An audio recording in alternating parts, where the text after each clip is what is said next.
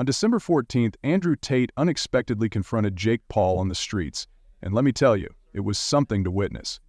At what should have been just another event, Jake Paul, known for his loudmouth antics, seemed to be seeking some attention.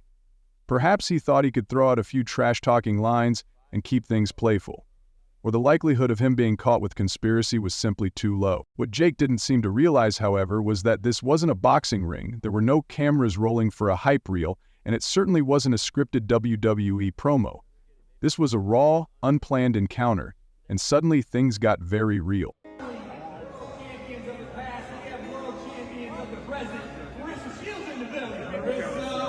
Jake Paul, it's clear to me you are desperate for a reality check.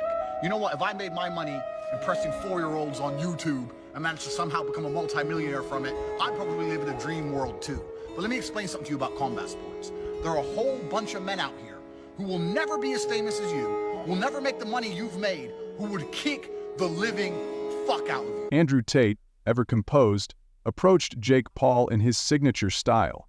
He wasn't there for a pointless war of words, he was there to make a statement.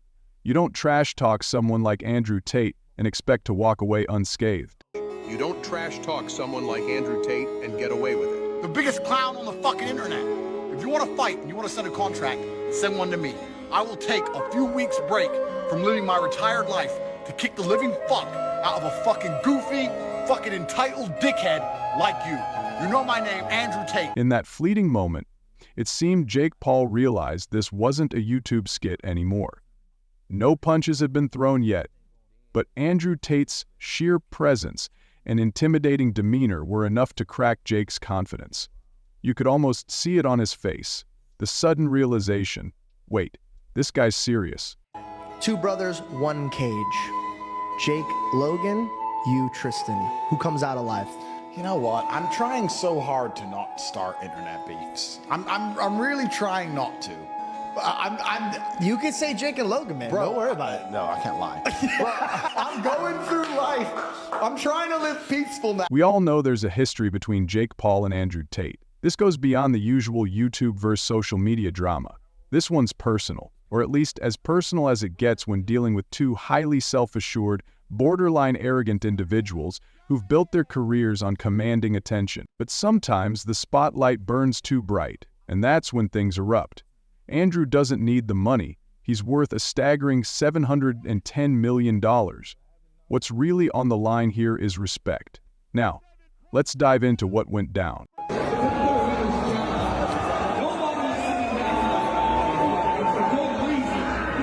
The real tension began when Jake Paul, after taking on a few lower-tier fighters, and no, we're not diving into whether those were legitimate challenges, started dropping big names for his next fight. Among them, Mike Tyson. Now, Mike Tyson is a boxing legend. You don't just call him out unless you're either supremely confident or naive enough to think you stand a chance. Jake, however, seemed more focused on cashing in. Tyson naturally wasn't buying into it. Jake's approach was clear. It was all about the money and the spectacle. He wasn't just looking for another fight. He wanted one that would skyrocket his fame and rake in millions through ticket sales and pay-per-views. And what better way to do that than by challenging a living legend like Tyson? 3 weeks ago, a commenter named Venture the Unknown boldly stated, "Andrew Tate will knock Jake into next week." There was just one small problem. Mike Tyson, a heavyweight champion with an unparalleled legacy, wasn't interested in joining Jake Paul's circus. Tyson had seen enough to recognize a publicity stunt when he saw one, and he wasn't about to get involved. That left Jake scrambling to find someone else to match his big talk. Andrew Tate saw his moment. Not only was Jake calling out legends, but he was also sidestepping real competition. Tate, known for exposing fake toughness, wasn't about to let this slide. While his background isn't in boxing, he's a decorated kickboxer with multiple championships and a no-nonsense reputation. Tate's fearless attitude and outspoken nature made it almost inevitable this Jake Paul fight narrative was begging for him to step in, and so he did. Naturally, Tate didn't hold back. His challenge wasn't subtle. It was a full-scale declaration.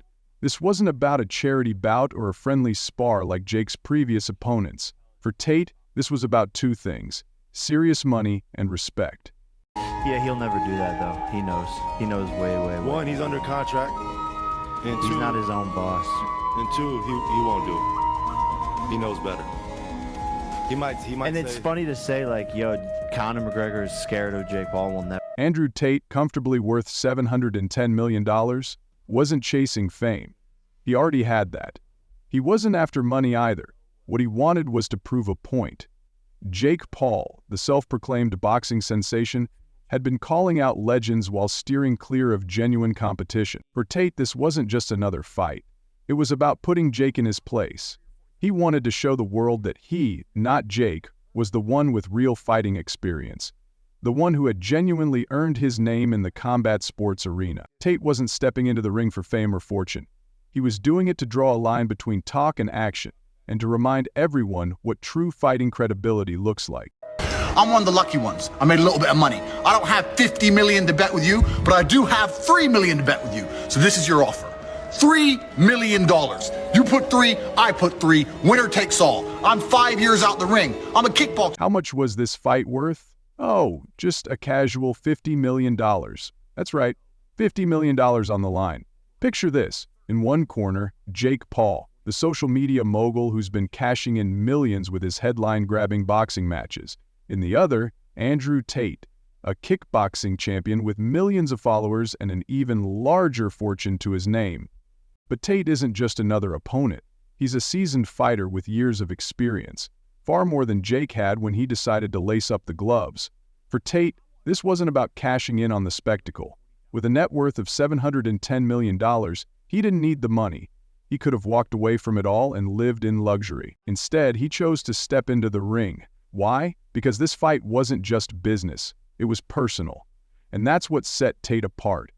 This was about proving who the real deal was, not just to Jake, but to the entire world. But let's say he would call you to fight. Would you take it? Yeah, I mean, Jake and I actually talk. He's an all right guy. There was a time we were talking about fighting each other, and I think if this arrest didn't happen, it probably would have come to fruition. We'll see what happens in the future. Let's take a moment to talk about Jake Paul. Because, well, he's Jake Paul. And if there's one thing you can always count on with him, it's that he'll never stop talking. After Andrew Tate's call-out, Jake didn't back down. Of course not. Instead, he did what he does best. Trash talk. He couldn't resist taking jabs at Tate, questioning his fighting skills and tossing around insults like it was second nature. But let's be honest, Jake's brand of trash talk isn't exactly poetic. Andrew Tate's just a washed-up fighter trying to stay relevant. Jake declared in one of his many Instagram rants, "This guy's nothing but an internet personality. I'm the future of boxing, and I'm going to crush him." Classic Jake Paul, through and through.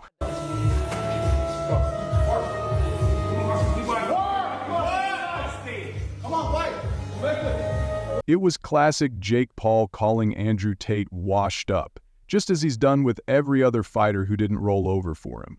But was it a smart move? Probably not. Andrew Tate isn't the type to let such comments slide. With his extensive combat sports background, Tate knows how to make a statement, and Jake should have seen the storm brewing. Yet, true to form, Jake couldn't help himself. The more he talked, the deeper he dug his own hole. As the world watched, Tate responded calmly, daring Jake to step into the ring. Jake, ever quick with his Twitter fingers, fired back, escalating things to a boiling point. And then it happened. Jake Paul was about to learn a hard lesson. Trash-talking Andrew Tate comes with consequences. When Jake rejected Tate's challenge like an unpaid bill, it didn't go unnoticed. Enter Floyd Mayweather, the undefeated king of boxing, watching Jake's antics like a disappointed parent. Floyd didn't hold back. He tore into Jake, branding him a cherry picker who only steps into the ring with fighters he knows he can beat.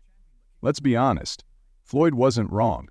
Jake's fights have less to do with proving himself as a boxer and more to do with curating highlight reels for YouTube. Meanwhile, Tate's calm yet unyielding demeanor stood in stark contrast to Jake's bravado. The stage was set, and the world waited to see if Jake would finally back up his words, or if his ego, and perhaps his career, would take a hit. He does tend to keep those guards down, but he's comfy at that point. The scuffle wasn't long. It didn't need to be. The message was clear. Jake Paul, the brash, cocky social media star who had spent so long running his mouth, was finally face to face with someone who wasn't afraid to shut him up. And that's exactly what happened. A day later, Jake Paul himself strangled to death. The media went wild. Headlines screamed, "Andrew Tate attacks Jake Paul," and the internet had a field day. But here's the thing. Tate wasn't out to ruin Jake. He didn't need to. He already had what mattered.